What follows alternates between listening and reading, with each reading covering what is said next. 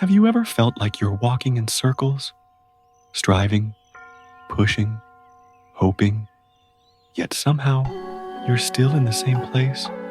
It's not always about what you're doing. Sometimes it's about what you're holding on to.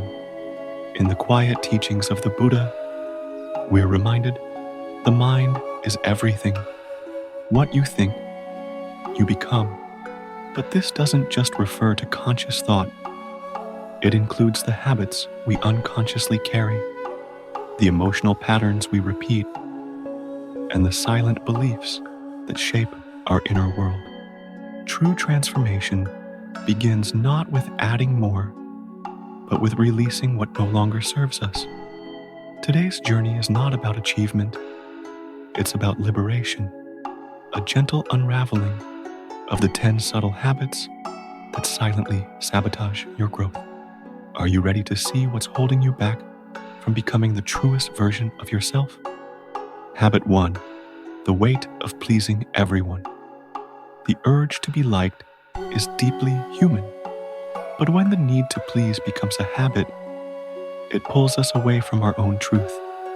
In the Dharma, we are reminded to walk the middle way, a path of balance, not people-pleasing. When we constantly say yes out of fear, we disconnect from our inner voice.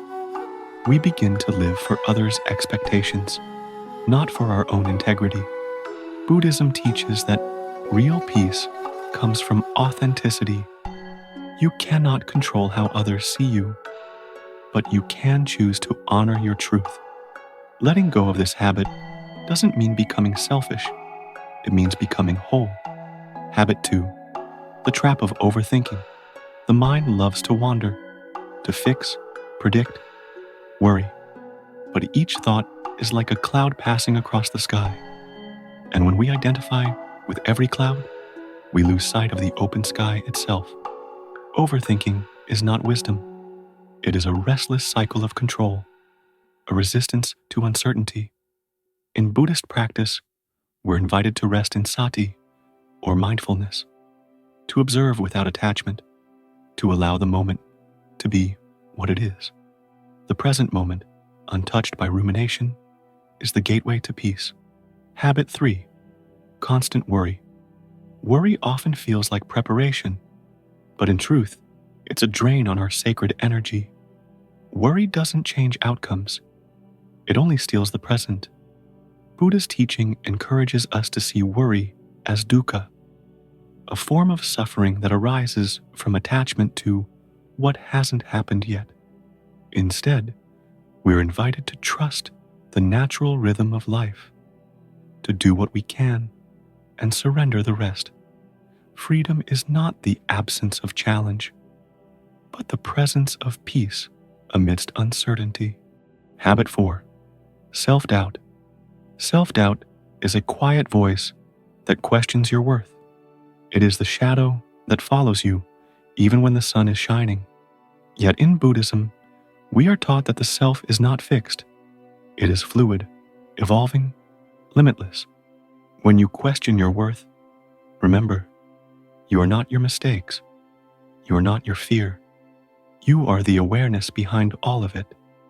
The Buddha encouraged saddha, or inner confidence, not built on arrogance, but rooted in deep trust in our capacity to grow. To release self-doubt is to return to habit 5, the silent voice within, negative self-talk. There is a voice within us that no one hears but us. Sometimes it whispers quietly, and other times it echoes loudly. You're not good enough. You'll never make it. Why even try? This voice doesn't come from truth. It comes from old pain, from the past. And yet, we believe it. We let it shape our actions, our choices, our view of ourselves. In Buddhism, the practice of right speech is not only about how we speak to others, it is also about how we speak to ourselves. If you would not say it to someone you love, do not say it to yourself. The Buddha taught that the mind is like a garden. If you plant seeds of kindness, of compassion, of encouragement, it will blossom. But if you feed it with harsh words, it will wither. Replacing negative self-talk is not about pretending everything is perfect. It's about meeting yourself with the same compassion you would offer a dear friend. A single shift in thought, I am learning instead of I am failing, can begin to rewrite the story you tell yourself. Habit 6. Procrastination. The gentle thief of time. Procrastination rarely arrives with drama. It sneaks in softly, whispering, "You can do it later." But with every delay, a little piece of your dream fades into the background. In the Buddhist path, right effort is essential. It teaches us not to push relentlessly, but to act with gentle persistence, mindfully, purposefully. Often, we procrastinate not because we're lazy, but because we fear. Fear of failing, fear of not being good enough, fear of discomfort. But growth lives beyond that fear. To move forward, start small. One mindful step, then another. The Buddha did not teach us to conquer mountains overnight, but to walk the path, moment by moment, breath by breath. Habit 7. Comparing yourself to others. The lotus doesn't look at the bamboo and feel inferior. It blooms in its own time, in its own way. But in the age of constant comparison, it's easy to feel not enough. We scroll through snapshots of others' lives and forget that we're only seeing the highlight reel, not the hidden struggles. In Buddhist practice, we are taught mudita, sympathetic joy, the ability to celebrate the happiness and success of others, without it diminishing our own worth. Your path is your own. No one else walks it.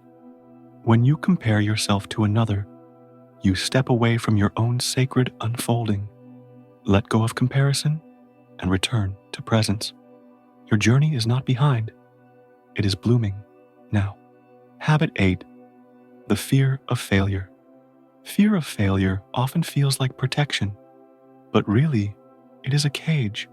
It keeps us from taking the leap, from beginning again, from discovering what's possible. In Buddhism, the truth of anicca, impermanence, reminds us that failure is never final. Every fall is temporary. Every setback is a teacher. Right view encourages us to see clearly. Failure does not define who we are. It is not a judgment. It is an opportunity to learn, to grow, to begin again with wisdom.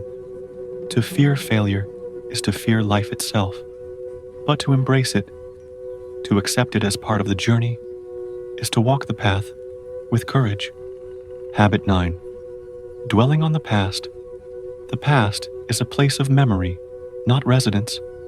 Still, many of us live there, haunted by regrets, replaying old wounds, clinging to what can no longer be changed.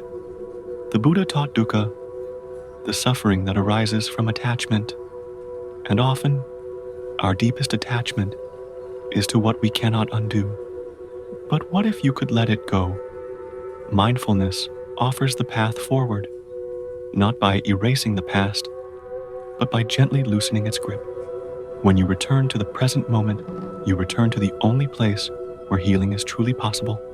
Forgiveness of self and others is a sacred act of freedom. Habit 10. Neglecting the body and mind. Your body is your temple. Your mind is its sanctuary. When either is neglected, the whole being suffers. In our pursuit of success or comfort, we often forget to nourish the vessel that carries us. We skip rest, ignore our needs, push beyond limits. Buddhism reminds us of right effort, not as strain, but as loving attention. The body must be honored with movement, rest, and mindful nourishment. The mind must be tended with meditation, reflection, and compassion. You cannot pour from an empty cup. Caring for yourself, body and mind, is not indulgence. It is spiritual responsibility.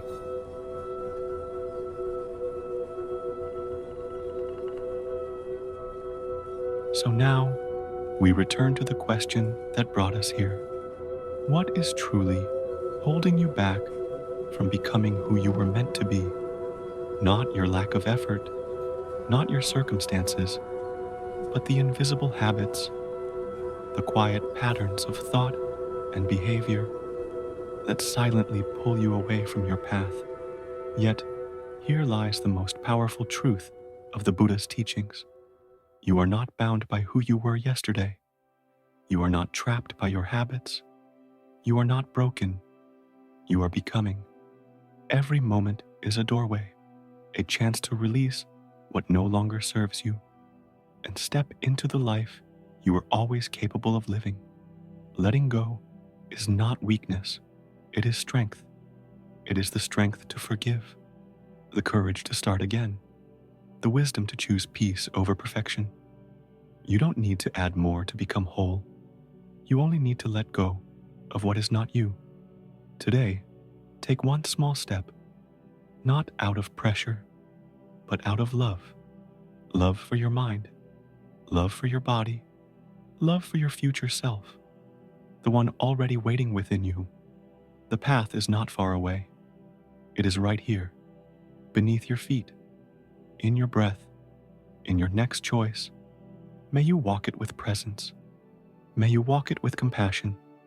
May you walk it home. If this message spoke to your heart, we invite you to stay connected, like, share, and subscribe for more reflections on healing, mindfulness, and inner freedom. You are not alone on this journey. We walk it together, step by step, breath by breath.